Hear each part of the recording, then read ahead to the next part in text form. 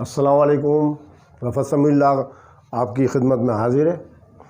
बच्चों, जैसा कि मैंने लास्ट लेक्चर में आपको बताया था कि अब मैं यूनिट नंबर 2 स्टार्ट कर रहा हूँ। आज से चैप्टर नंबर 2 समझ लें या यूनिट नंबर 2 समझ लें। तो इसमें जो ये बड़े मोस्ट इम्पॉर्टेंट चैप्टर है हमारा, क्योंकि इसमें एग्ज़ामिनेशन में काफ़ी सवालात आते हैं।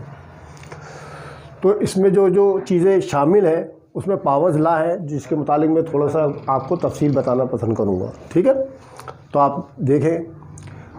उससे पहले मैं एक चीज़ आपको और बता दूँ, वो ये कि कुछ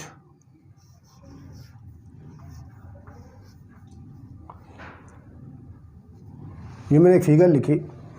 इसमें हमें ये मालूम करना है, बहुत से बच्चों को पता होगा, मैं जानता हूँ कि बहुत से बच्चों को पता होगा इस बारे में, लेकिन मैं थोड़ी सी रिवीजन कर रहा हूँ आप लोगों की। इसको क्या कहते हैं, इसको क्या कहते हैं, इसको क्या कहते हैं, हमें इनके तीनों के नाम पता होने चाहिए, क्योंकि पावर लॉ के अंदर इन तीनों का अमल दखल लाजमी होगा। ठीक है, तो हम देख रहे हैं कि 3s की पावर 4 लिखा हुआ है यहाँ पर। तो 3 इसके अंदर जो कहलाता है वो कहलाता है कोएफिशिएंट, COEFFICIENT कोएफिशिएंट। x जो है इसके अंदर वो कहलाता है बेस, BASE बेस। और ये 4 जो है इसके अंदर एक्सपोनेंट भी कहला सकता है और पावर भी, एक्सपोनेंट या पावर।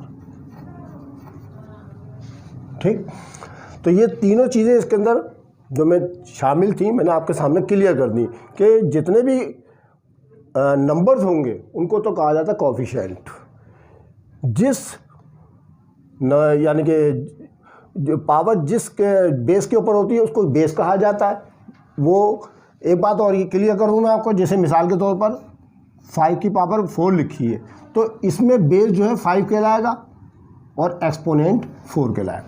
ठीक है, ज़रूरी नहीं कि अंग्रेज़ी हरूफ या वेरिएबल वगैरह जो बेस बने, इसमें इसके अंदर नंबर भी यानी कि जो है वो भी क्या नाम है इसके अंदर बेस बन सकते हैं। तो चुनांचे ये मैंने बातें आपको बता दी, ये तमाम चीज़ें इसके अंदर आएंगी अभी। फिर मैं एक मतलब बता दूँ, जितने भी नंबर्स होंगे, ठीक, वो सब के सब कहलाते हैं कोएफिशिएंट। जितने भी वेरिएबल होंगे या कोई नंबर हो तो उसको कहा जाता है बेस, और इस बेस के ऊपर जो हमारे पास नंबर होता है उसको कहा जाता है एक्सपोनेंट या पावर। ठीक है, ये तीनों चीज़ें मैंने आपको क्लियर कर दी। अब मैं आपको पावर्स लॉ बताता हूँ।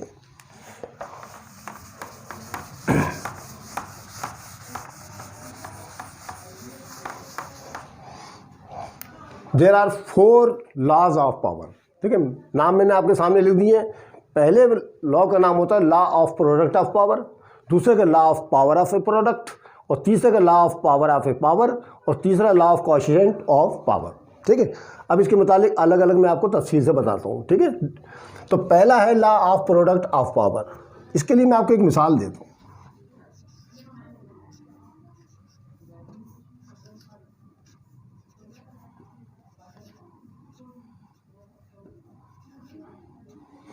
ये मैंने 5 की पावर 2, ये जो मैं डॉट डाला है ये है मल्टीप्लाई का निशान। ठीक, तो 5 की पावर 2, फिर 5 की पावर 3, 5 की पावर 4, और यहाँ आप अच्छी तरह जानते हैं कि 5 के ऊपर यानी कोई पावर ना हो या कोई फिगर ना हो तो 1 होता है। हम देख रहे हैं कि ये 4 रकमें हैं हमारे पास। ठीक है, 4 रकमें हैं, इनमें 5 5 5 5 बेसिस हैं। तो हम देख रहे हैं सारी बेसिस एक जैसी हैं। तो पहला कानून क्या होता है? पहला कानून ये बनता है कि अगर किसी, ठीक है, क्वेश्चन के अंदर बेस एक जैसी हो, क्या बेस एक जैसी हो, तो उनको एक मरतबा लिखकर उनकी पावर को जमा कर लिया जाता है। यानी बराबर का निशान डाल के हम 5 लिखेंगे और चारों 5 एक जैसे ना एक मरतबा लिखेंगे। ठीक है, बेस को एक मरतबा लिखेंगे और उनकी पावरों को कर लेंगे plus 2 plus 3 plus 4 plus 1 is equal to 5 की पावर 10। इन सबको ऐड कर लेंगे तो 3 5 4 9 1 10, 5 की पावर 10 कहलाएगा ये। ठीक है, तो ये पहला लॉ है हमारा। तो पहला लॉ क्या है, मैं आपको फिर क्लियर कर दूं कि अगर किसी, ठीक है, सवाल के अंदर बेसिस एक जैसी हो, बेसिस एक जैसी हो तो उनको एक मरतबा लिख के उनकी पावर को प्लस कर लिया जाता है। अगर किसी सवाल के अंदर बेसिस एक जैसी हो तो उनको एक मर्तबा लिखकर उनकी पावर को जमा कर लिया जाता है। तो ये पहला लॉ है हमारा, ठीक है। इसको कहा जाता है law of product of power, ठीक है। तो चुनाचे प्रोडक्ट का निशान आप बीच में देख रहे हैं, law of product of power का मैंने आपको क्लियर कर दिया। एक और मिसाल लें इसी की।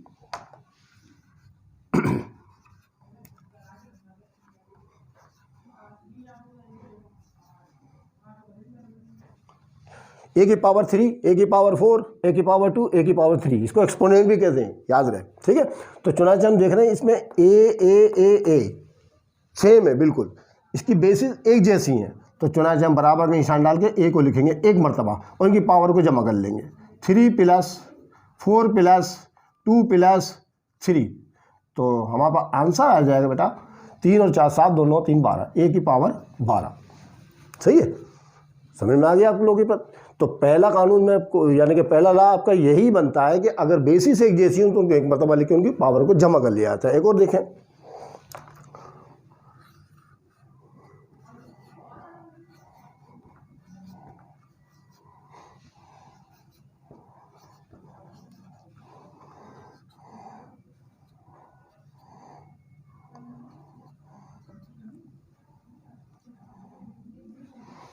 अब आप देखें मैंने इसके अंदर 3 तरह के वेरिएबल लगा दिए, ए बी सी, ए कितनी मरतबा है 3 प्राइम, 3 टाइम है ना, लिखेंगे एक मरतबा। बेसिस अगर एक जैसी हो तो उनकी एक दफ़ा लिख के उनकी पावर को जमा कर लिया जाता है। मैंने आपको क्लियर कर दिया।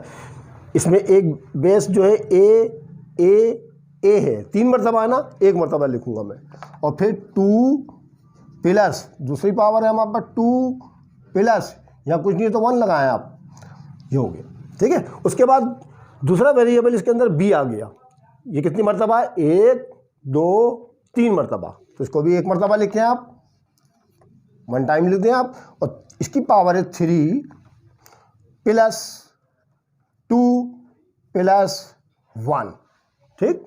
अच्छा, इसके अंदर तीसरा वेरिएबल आ गया सी को भी आप एक मरतबा लिख दें। कितनी मरतबा है ये बेटा, 1 और 1 2 मरतबा लग रहा है, ठीक है, 2 मरतबा नजर आ रहा है। तो चुनाचे इसकी पावर है 3 और उसकी +4, तो इसका आंसर आ जाएगा हमारे पास ए की पावर 2 2 4 5, एक जमा कर लेंगे हम, और बी की पावर 6 और सी की पावर 7, यह आंसर आ गया है। समझ में आ गया आपको, मैंने 2-3 मिसालों से आपके बता दिया। तो पहला लॉ इसका क्या है, law of product of power, यानी अगर किसी सवाल के अंदर, किसी क्वेश्चन के अंदर, किसी, ठीक है, तो आपके पास कोई सवाल हो उसके अंदर बेसिस एक जैसी हो तो उनको एक मरतबा लिख कर उनकी पावर को जमा कर लिया जाता है। ये था हमारा पहला लॉ, ठीक है। अब दूसरा लॉ जो है law of power of A product है, उसके लिए मैं आपको चंद एक मिसालें देता हूँ। चलें, अब मैं आपको दूसरा लॉ एक्सप्लेन करता हूँ। दूसरे लॉ है law of power of A product, ठीक है। इसके ये क्या चीज़ होती है, ये अब इसके लिए मिसाल देंगे हम। एक मिसाल है 3/4 और बाहर लगी पावर सिर्फ 2। हम देख रहे हैं इसमें एक ब्रैकेट आ गया और इसमें क्रॉस का निशान भी, यानी मल्टीप्लाई का निशान भी है। अब इसमें बेस जो है इसके अंदर 2 हैं, ठीक है। तो लॉ हमारा ये बनता है कि अगर किसी ब्रैकेट के अंदर बेसिस एक से ज़्यादा हो, ठीक है, तो बाहर की जो एक्सपोनेंट या पावर होगी वो सब बेसिस के साथ अलग अलग लिखी जाएगी, ठीक है, अलग अलग लिखी जाएगी। यानी 3 के साथ भी 2 लिखना पड़ेगा हमको और 4 के साथ भी 2 लिखना पड़ेगा। फिर समझ लें, अगर किसी सवाल के अंदर बेसिस एक से ज़्यादा हो, वो प्रोडक्ट हो रही हो आपस में, वो आपस में प्रोडक्ट हो रही हो, तो चुनाचे वो जो बाहर की एक्सपोनेंट होगी वो तमाम बेसिस के साथ अलग अलग करके लिखी जाएगी, ठीक है। समझ में आ गया बच्चों आपकी बात। तो मैं इसको क्लियर करता हूँ। तो बराबर का निशान डाल के मैं क्या करूँगा, 3 के साथ भी लिखूँगा 2, मल्टीप्लाई 4 के साथ भी लिखूँगा 2, ठीक है, बराबर 3 की पावर 2 9 के बराबर होती है। 3 को 2 टाइम हमें मल्टीप्लाई करना, 3 2 6 नहीं कीजिएगा। देखिए मैं आपको क्लियर कर दूँ, 3 का स्क्वायर है ये, तो 3 की पावर 2 का मतलब होता है 3 को 3 से मल्टीप्लाई करना, 3 3 9, और 4 को 4 से करना है, 4 × 4, 16। ठीक, अब हमारे पास 9 और 16 हासिल हुआ है। अब हम इन दोनों को मल्टीप्लाई करें, 16 यानी कि 16 को 9 से मल्टीप्लाई करेंगे तो 144 आ जाता है, क्योंकि 16 9 था 144, 16 नहीं 144, यह आंसर है। समझ में आया? तो कानून नंबर 2 या लॉ नंबर 2 ये है हमारा, जिसका नाम है law of power of A product. तो इसमें तरीक़ेकार क्या होता है? इसमें तरीक़ेकार ये होता है कि आपको एक सवाल के अंदर या ठीक है, एक सवाल के अंदर 2 या 2 से ज़्यादा बेसिस दे दी जाती हैं और वो आपस में प्रोडक्ट हो रही होती हैं। तो तरीक़ेकार ये होता है, और एक्सपोनेंट एक होगी, तो चुनाचे बाहर की एक्सपोनेंट जितने भी अंदर की प्रोडक्ट होने वाली बेसिस हैं उनके साथ अलग अलग करके लिखी जाएगी, उनको सॉल्व किया जाएगा। ठीक, एक और मिसाल देखें, 4xyz की पावर 3। ठीक, 4xyz की पावर 3। अब हम देख रहे हैं पावर एक्सपोनेंट एक सिर्फ ओनली 3, 1 2 3 4, इसके अंदर 4 बेसिस हैं। तो हम क्या करेंगे, बराबर का निशान डाल के 4 के साथ भी 3 लिखेंगे, s के साथ भी 3 लिखेंगे, y के साथ भी 3 लिखेंगे और z के साथ भी 3 लिखेंगे। सब के साथ 3 3 आ जाएगा। अब 4 को 3 मरतबा जो है आपने मल्टीप्लाई करना है, 4 का क्यूब मालूम करना है।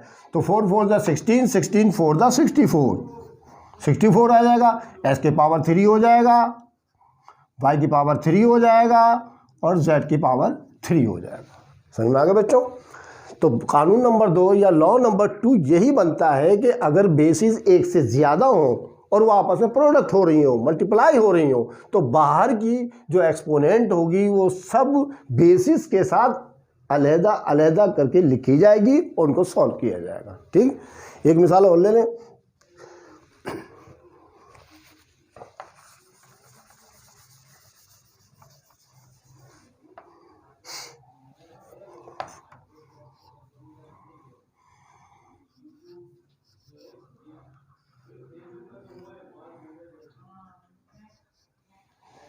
अब मैं थोड़ी सी चेंजिंग करिए, ज़रा आप देखिएगा, पावर मैंने माइनस के साथ लिख दी है।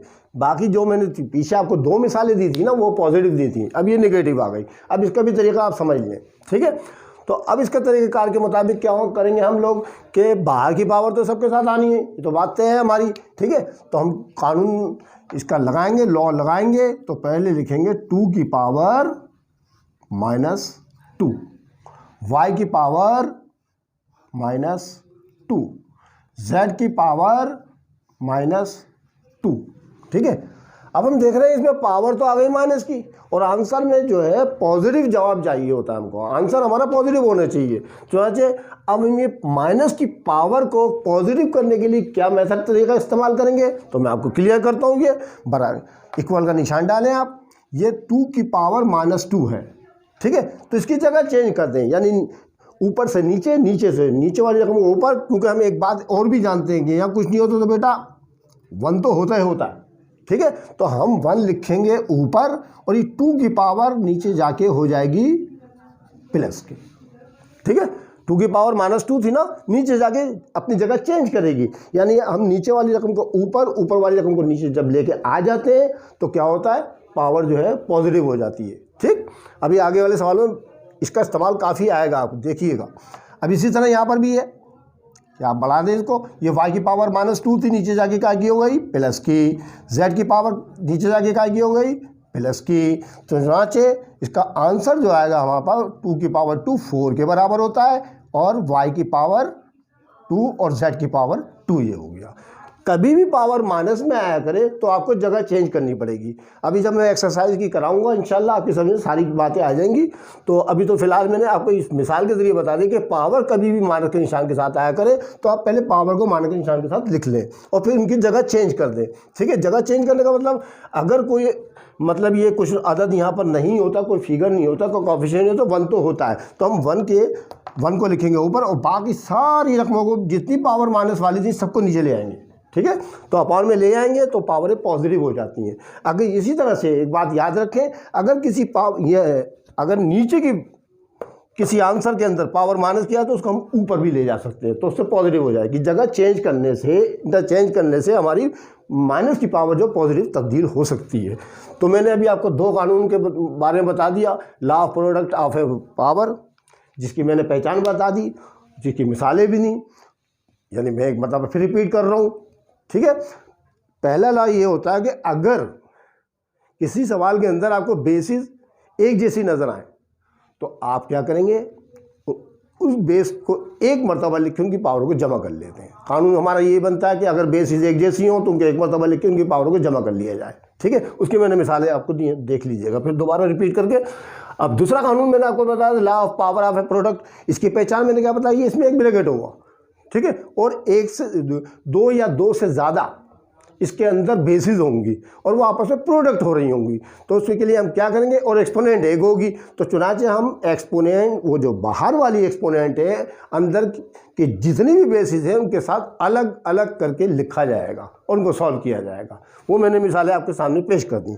तो आज की वीडियो में मैंने आपको सिर्फ 2 लॉ के बारे में बताया। इंशाल्लाह अगली वीडियो में मैं आपको मज़ीद 2 लॉ के बारे में बता के फिर मैं एक्सरसाइज इंशाल्लाह स्टार्ट करूँगा। उम्मीद है कि आपकी समझ में आ गई होगी। अगर समझ में ना आए तो आप मुझसे कमेंट करके मालूम कर सकते हैं इंशाल्लाह। खुदा हाफिज़।